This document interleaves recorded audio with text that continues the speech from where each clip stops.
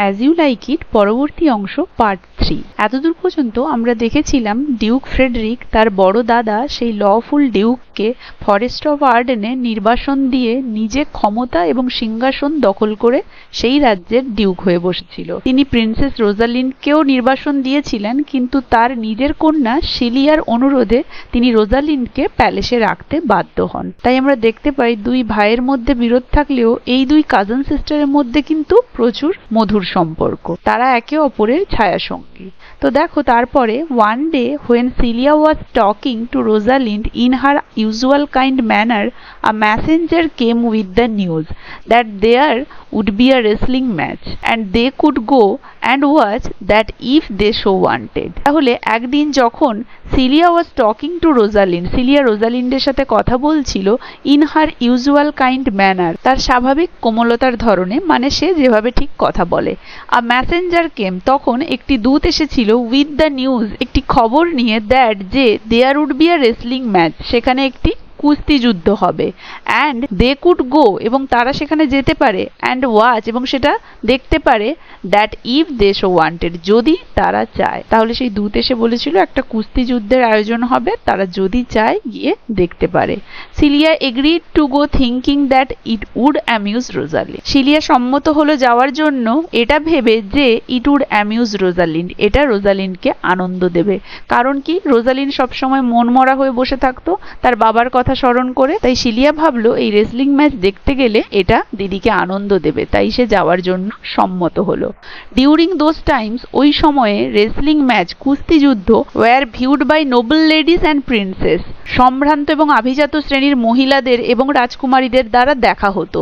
Being a favourite sport of princess, রাজকন্যাদের প্রিয় খেলা হিসেবে। তাহলে তখনকার দিনে রাজকন্যাদের প্রিয় খেলা হিসেবে এই রেসলিং ম্যাচ দেখা হতো। বাট হেয়ার, কিন্তু এখানে, দে থট, তারা ভাবলো, দ্যাট দে উড ফেস, যে তাদেরকে ফেস করতে হবে, আ ট্র্যাজেডি, একটি দুঃখ, অ্যাজ আ প্র্যাকটিসড রেসলার, যেহেতু একজন দক্ষ বা একজন পরিচর্যারত বা একজন অনুশীলনরত কুস্তিগির ওয়াজ টু ফাইট, যুদ্ধ করতে যাচ্ছিল, অ্যান ইনএক্সপিরিয়েন্সড ইয়াং ম্যান, একজন অনভিজ্ঞ যুবকের সাথে। তাহলে এখানে কিন্তু তাদেরকে দুঃখের সম্মুখীন হতে হবে, কারণ এখানে একজন অনভিজ্ঞ যুবক একজন প্র্যাকটিস রেসলারের সাথে যুদ্ধ করতে যাচ্ছে। তাহলে অবশ্যই অনভিজ্ঞ যে যুবক সে ক্ষতিগ্রস্ত হবে, তাই এই দৃশ্যটা তাদের ক্ষেত্রে খুব দুঃখজনক হবে। তাই বলেছে এখানে গেলে তাদেরকে ট্র্যাজেডির সম্মুখীন হতে হবে, দুঃখ পেতে হবে। Next, when the duke saw that both the ladies, যখন ডিউক দেখলো যে দুজন মহিলাই had come to watch such an uneven match, এই ধরনের একটা অসম ম্যাচ দেখতে এসেছে, between a professional wrestler and a young man, একজন পেশাগত কুস্তিগির এবং একজন যুবক ছেলের মধ্যে, the duke asked them, duke তাদেরকে বলল, to dissuade the young man, সেই যুবককে তারা যেন বিরত করে ফ্রম ফাইটিং, যুদ্ধ থেকে। তাহলে ডিউক ফ্রেডরিক যখন দেখলো সিলিয়া এবং রোজালিন্ড দুজনেই ওই ম্যাচ দেখতে আসছে, তখন সে তাদেরকে বলল তারা যেন চেষ্টা করে সেই যুবক ছেলেটিকে ওই প্রফেশনাল রেসলারের বিরুদ্ধে যুদ্ধ থেকে বিরত করার চেষ্টা করতে, মানে তাকে যেন তারা এই ফাইটে অংশগ্রহণ করতে না বলে। At first Celia tried to resist the youth from taking up such an unequal challenge, প্রথমে সিলিয়া চেষ্টা করেছিল টু রেজিস্ট মানে প্রতিহত করা সেই যুবককে, from taking up such an unequal challenge, এই ধরনের একটা অসম চ্যালেঞ্জ নেওয়ার থেকে। তাহলে প্রথমে সিলিয়া চেষ্টা করেছিল তাকে এই ধরনের একটা অসম চ্যালেঞ্জ গ্রহণ করতে না বলাতে। দেন রোজালিন্ড, তারপরে Rosalind, by her kind word, তার কোমল শব্দের দ্বারা, tried to change his mind, তার মস্তিষ্কটাকে অন্যদিকে নিয়ে যাওয়ার চেষ্টা করেছিল, ফ্রম দ্য এনসুইং ফাইট, সেই আসন্ন যুদ্ধ থেকে বা আসন্ন ফাইট থেকে। তাহলে প্রথমে সিলিয়া চেষ্টা করেছিল, তারপরে রোজালিন্ড তার কোমল শব্দের দ্বারা তার মাইন্ডটাকে সেই আসন্ন যুদ্ধ বা ফাইট থেকে অন্যদিকে নিয়ে যাওয়ার চেষ্টা করেছিল, যাতে সে এটা ভুলে যায় এবং পার্টিসিপেট না করে এতে, যাতে সে এটা থেকে একটু অন্যমনস্ক হয় এবং এতে না পার্টিসিপেট করে। বাট কিন্তু after hearing the entreaties of the ladies, এই দুইজনের অনুরোধ শোনার পরে, the youth became all the more determined, সেই যুবক আরো বেশি দৃঢ়প্রতিজ্ঞ হয়ে গেল, টু প্রুভ হিজ ভেলার, তার সাহস প্রমাণ করতে in front of the fair ladies, এই সুন্দরী মহিলাদের সামনে। তাহলে এরা তাকে রিকোয়েস্ট করেছিল ওই রেসলিং ম্যাচে পার্টিসিপেট না করার জন্য, কিন্তু এদের অনুরোধ শোনার পরে সেই ইয়াং ম্যান বরং বেশি করে দৃঢ়প্রতিজ্ঞ হয়েছিল এই লেডিসদের সামনে তার বীরত্ব প্রমাণ করার জন্য সেই ফাইটে পার্টিসিপেট করতে। He refuse to listen to them but he said in such a graceful manner.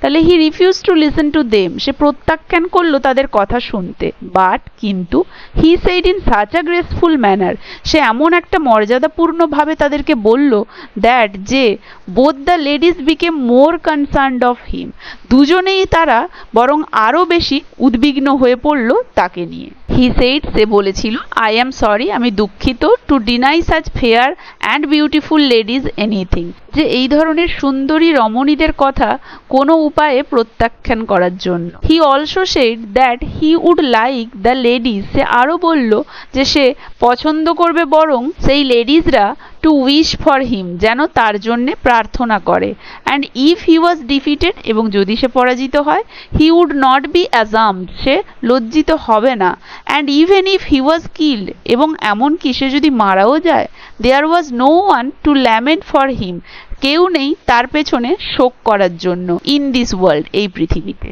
তাহলে সে বলল যে বরং সে চাইবে এই দুই লেডি যেন তার জন্যে প্রার্থনা করে, এবং সে যদি পরাজিতও হয়, হেরেও যায়, তাতে তার লজ্জা নেই, এমনকি যদি সে মারাও যায়, এই পৃথিবীতে তার জন্যে কাঁদার কেউ নেই। He said that he was only a person, সে বলল যে সে একমাত্র শুধু একজন ব্যক্তি, who filled up a space, যে কিনা একটা জায়গা দখল করে রয়েছে ইন দিস ওয়ার্ল্ড, এই পৃথিবীতে, and it would be better supplied, এবং এটা বরং আরো ভালোভাবে মিটবে if he vacated his space, যদি সে তার জায়গাটা শূন্য করে দেয়, ভ্যাকেট করে দেয়, মানে খালি করে দেয়। তাহলে সে বলল সে বরং এই পৃথিবীতে শুধুমাত্র একটি জায়গা দখল করে রেখেছে, এবং যদি সে মারা যায় তার জায়গায় বরং এর থেকে ভালো কিছু দিয়েই ফিল আপ হবে, পূর্ণ হবে। দ্য রেসলিং ম্যাচ বিগান, অতএব সেই কুস্তি যুদ্ধ শুরু হলো। Celia wished that the youth would not be hurt, Celia প্রার্থনা করলো যেন সেই যুবক ক্ষতিগ্রস্ত না হয় ডিউরিং দ্য বাউট, সেই যুদ্ধের সময়। But Rosalind was more concern, কিন্তু রোজালিন্ড তার থেকেও বেশি উদ্বিগ্ন ছিল। কার থেকে? সিলিয়ার থেকে। She had an inclination towards him, তার একটি আগ্রহ ছিল সেই যুবকটির প্রতি, বিকজ, কারণ, she felt pity for his friendless condition, সে দয়ালুতা দেখিয়েছিল তার সেই বন্ধুত্বহীন অবস্থার জন্য, মানে তার মনে তার জন্য খুব দয়া জন্মেছিল, করুণা জন্মেছিল তার বন্ধুহীন হওয়ার কারণে। শি কুড ইজিলি ইকুয়েট, সে খুব সহজেই সমান করতে পেরেছিল হার ওন ফ্রেন্ডলেস কন্ডিশন, তার নিজস্ব বন্ধুহীন অবস্থাটা, উইথ দ্য ইয়াং ম্যান, সেই যুবকের সাথে।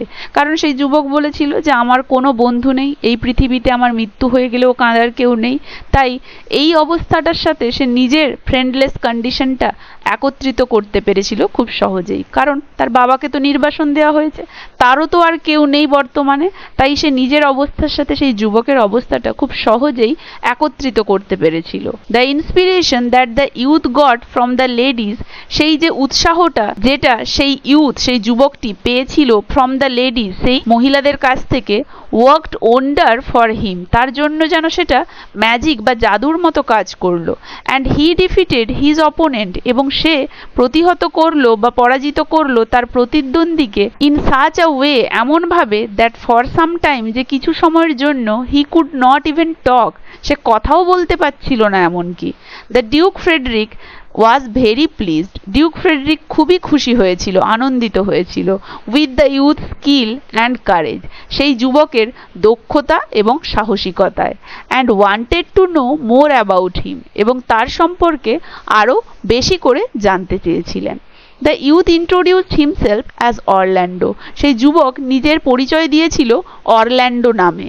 The youngest son of sir Rowland de Boys, sir Rowland de বয়েজের ইয়াংগেস্ট, সব থেকে কনিষ্ঠতম পুত্র। Sir Rowland de Boys was dead, sir Rowland de Boys মারা গিয়েছিলেন, but when he was alive, কিন্তু যখন তিনি জীবিত ছিলেন, he was a friend of the banish Duke, তিনি সেই নির্বাসিত রাজার বন্ধু ছিলেন। সো তাই অন হেয়ারিং দ্যাট, এটা শুনে যে Orlando was his son, Orlando তার ছেলে মানে রোল্যান্ড ডি বয়েসের ছেলে, দ্য ডিউক ওয়াজ ডিসপ্লিজড, ডিউক খুবই অসন্তুষ্ট হলেন, অখুশি হলেন, অ্যান্ড উইসড, এবং প্রার্থনা করছিলেন, he had been the son of someone else, যদি এ অন্য কারো সন্তান হতো।